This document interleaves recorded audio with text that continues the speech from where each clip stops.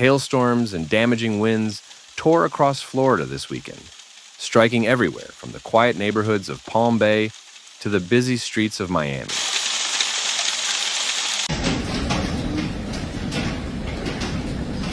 This powerful weather system had already wreaked havoc earlier in the day, spawning a deadly tornado in southern Alabama, turning an otherwise typical late May weekend into a multi-state weather disaster that residents will not soon forget.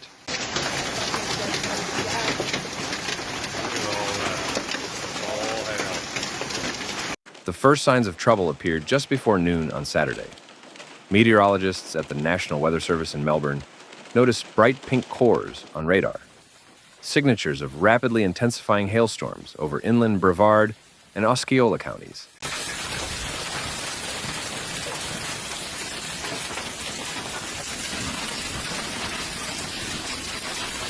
Temperatures had already climbed to 93 degrees Fahrenheit, with heat index values approaching triple digits. That boiling, moisture-heavy air mass collided with converging sea breezes from both the Atlantic and the Gulf. The result, a suddenly volatile atmosphere.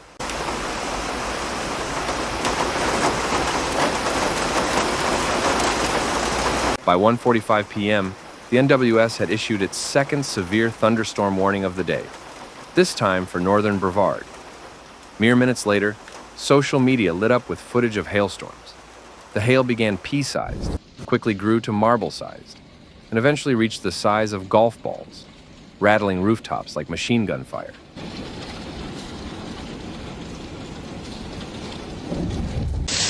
No, nothing like In Cocoa and Rockledge, residents reported shattered skylights and shredded patio screens, hail-battered vehicles, leaving quarter-inch dents in hoods and trunks. Farther south in Palm Bay, the storm's gust front arrived with a banshee-like howl. Winds nearing 60 miles per hour roared through residential streets, snapping tree limbs and flinging trash bins down driveways. A massive live oak tree, likely a century old, split down the middle, sending a school bus-length branch crashing onto a single-story home on Tahoe Court.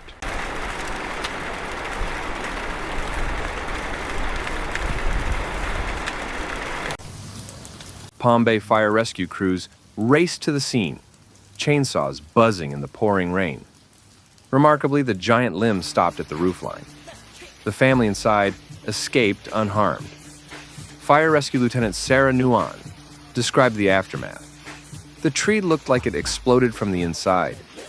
You could see fresh rings of wood everywhere, like a peeled onion.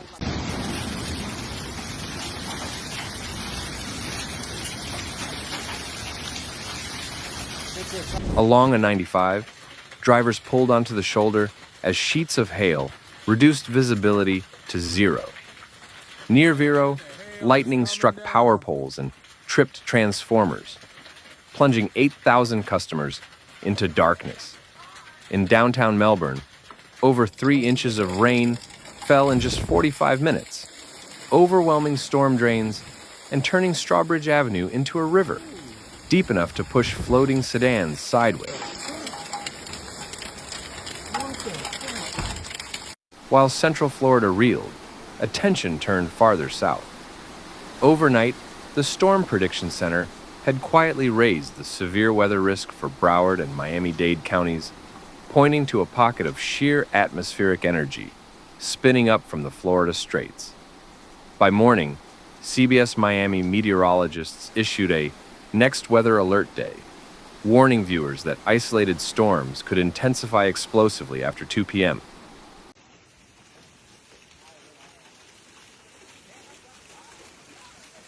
They were right. By 3:30 p.m., towering cumulonimbus clouds loomed over Brickell's skyline, dumping torrential rain across the Everglades. Pushed by strong upper-level winds, the storms drifted due east, slamming into Miramar and Pembroke Pines.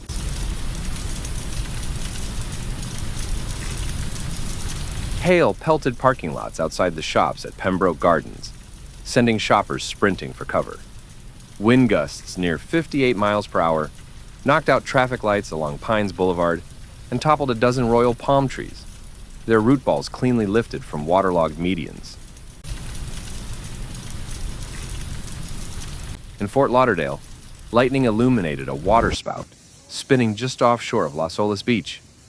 Lifeguards quickly cleared tourists from the sand just moments before the funnel dissipated, accompanied by a thunderclap so close it set off multiple car alarms. Miami-Dade's turn came after 5 p.m. when a supercell emerged from the Everglades, unleashing blinding rain from Doral to Coral Gables. Meteorologists noted a brief hail core near Sweetwater, an unusual event for that urban corridor. Biscayne Bay vanished beneath a gray curtain of rainfall.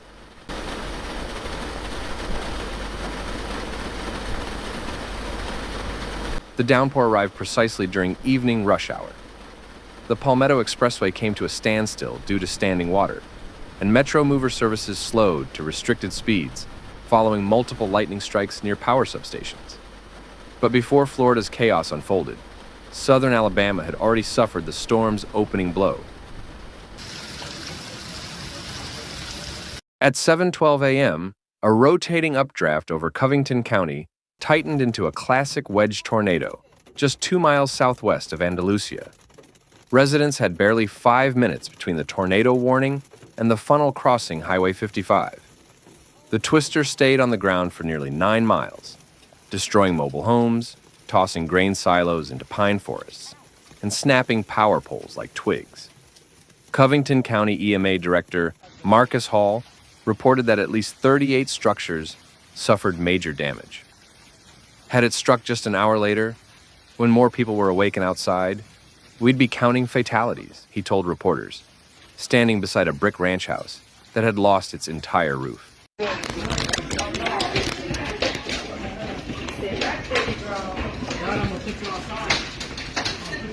Why was this so severe? Meteorologists attributed the outbreak to a stalled frontal boundary stretched across the deep south, fueled by Gulf moisture with precipitable water values exceeding 2 inches. Daytime highs in the mid-90s pushed surface CAPE above 3,500 joules per kilogram, while a 40-knot mid-level jet added the necessary shear for rotating updrafts. In Alabama, this combination favored isolated tornadic supercells. In Florida, the convergence of intersecting sea breeze fronts triggered hail-producing thunderstorms.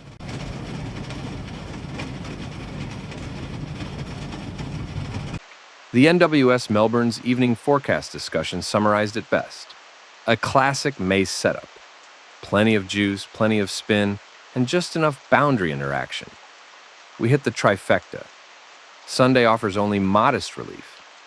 The NWS places rain chances around 40%, but heat indices may again approach 100 degrees Fahrenheit. Memorial Day is expected to bring the next major flare-up, with a 60% chance of afternoon storms, some of which could be severe, as the lingering boundary lifts north, and a weak Gulf disturbance introduces more moisture.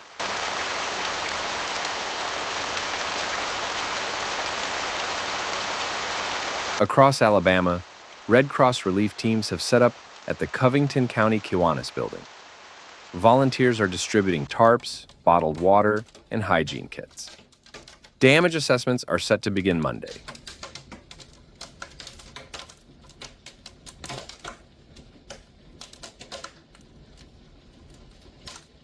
The message from emergency officials is clear. Stay weather aware, prepare your emergency kits, and trust the warnings, because storm season has only just begun.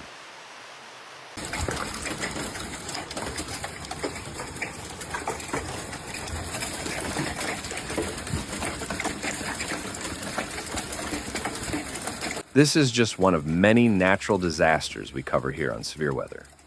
From violent storms to devastating hail, we bring you raw and real moments of nature's fury. If you found this video interesting, make sure to like, leave a comment, and subscribe for more.